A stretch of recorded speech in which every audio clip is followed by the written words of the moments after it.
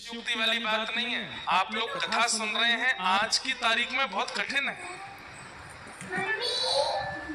कलयुग चरम पर नहीं आया है, पर चरम की राह पर है।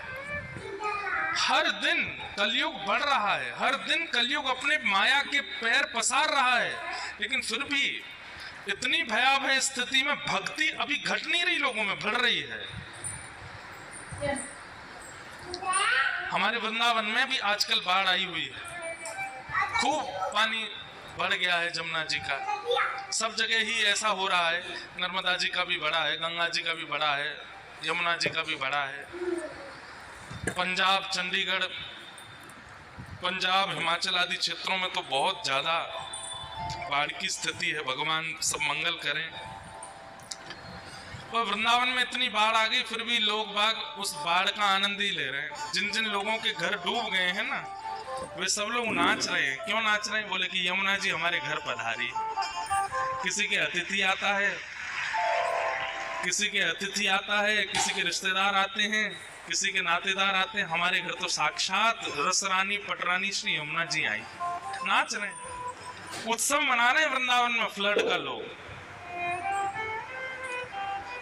कितनी भयावह परिस्थिति है इस वक्त संसार की। हर दिन कलयुग हमको ग्रसित कर रहा है, लेकिन फिर भी हम कैसे भी छुप छुपा करके भजन कर ले रहे हैं, कथा सुन ले रहे हैं। हम भाग्यशाली। मेरा चिंतन यही सब चलता रहता है। नजर घुमा के देखिएगा पंडाल में, आज से 3, 4 साल, 5 साल पहले की कथाओं में वृद्धों की संख्या ज्यादा होती थी, आजकल युवाओं की संख्या ज्यादा है। और ये अच्छा संकेत है। आगामी 50 साल तो सब ठीक ही रहने वाला है। मैं तो एक बात कह देता हूं कथा में कि हम लोग बहुत सही समय पर जन्म ले रहे हैं, हम बहुत सही समय पर निपट लेंगे संसार से। हमारे बाद का समय बहुत खतरनाक होने वाला है। और हमारे बाद नहीं, लेकिन मैं इस बात को बहुत प्रमाणित रूप से कह रहा हूँ, अगर हमारी उम्र 80 से ऊपर चली गई तो ये दुर्भाग्य होगा हमारा, क्योंकि 80 के बाद जो हम संसार देखेंगे वो बहुत खतरनाक होगा। इसलिए ठाकुर जी कृपा करें, जितनी भी आयु हो वो ऐसी कथा करते हुए निकल जाए, आपकी भी सुनते हुए निकल जाए। बस माया तो अपना काम करेगी। ये माया हमारा परिवार है, कलयुग हमारे परिवार है। और परिवार नहीं है, बताऊं कौन है कलयुग, कौन है? ध्यान से सुनो। हम लोग रेंट पे रह रहे हैं, किसके यहाँ? कलयुग के यहाँ। कलयुग के जैसे रेंट पे रहते हैं ना लोग, किसी के घर पे किराए पे रहते हैं, तो किराएदार जो होता है ना, उसके बनाए नियम पालन करने पड़ते हैं। किराएदार कह देता रात में 10 बजे के बाद आओगे तो गेट नहीं खुलेगा।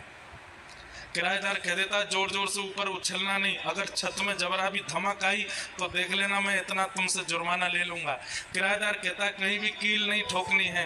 किराएदार कहता है मेरे घर में मांस मच्छी आदि ये सब नहीं बनता है, आपके यहाँ भी नहीं बनना चाहिए। किराएदार कहता है ऐसा नहीं गाना, ऐसा नहीं, सब कुछ होता है, किराएदार अपने नियम बनाते। पर हमारा कलयुग किराएदार बहुत विचित्र है। इसने क्या नियम बनाए? बोले 10 बजे सो गए तो घर से निकाल दूंगा, 1 बजे तक उठना ही पड़ेगा, 2 बजे तक उठना ही पड़ेगा। सुबह 4 बजे उठ करके अगर तुमने शंख बजाना शुरू किया तो देख लेना कितने बजे, 10 बजे से पहले उठना नहीं। सूर्य बिल्कुल चरम पर हो जाए तब तुमको उठना है।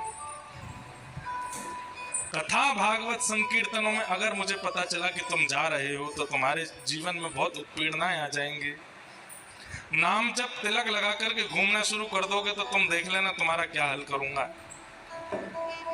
कलयुग ने ये उल्टे नियम बना रखे हैं, पर हम लोग कलयुग से छुप छुपा करके कथा भी सुन लेते हैं, तिलक भी लगा लेते हैं, मंगला में उठ भी जाते हैं, जल्दी शयन भी कर जाते हैं, नृत्य करते हैं, उत्सव करते हैं, आनंद करते हैं। इसीलिए भक्तों को पीड़ा भी थोड़ी सी होती है।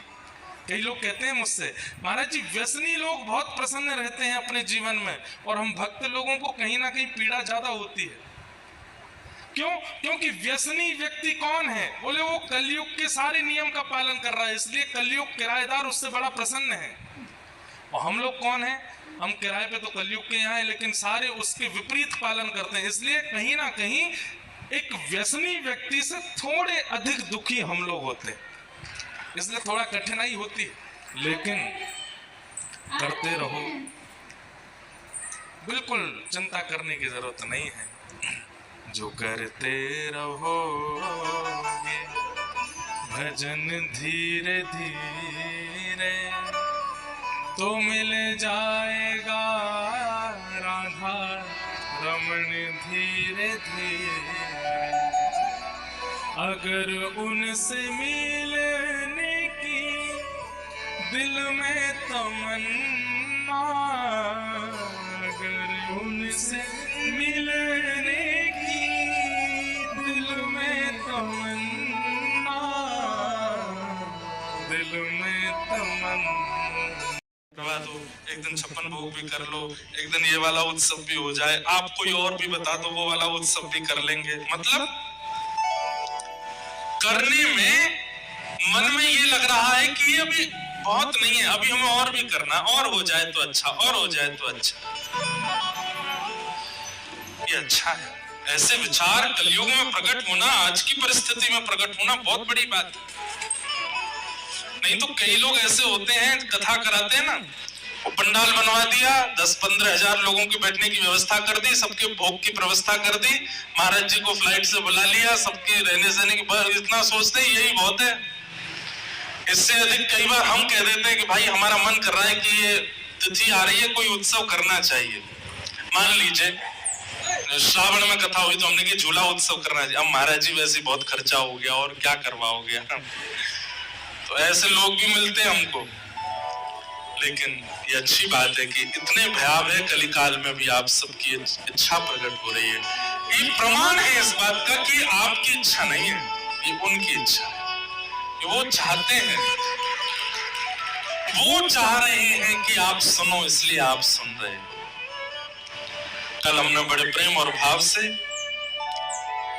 श्रीमद् भागवत जी के महात्मा का श्रवण किया। आज से हम लोग प्रथम स्कंद में प्रवेश करते हैं।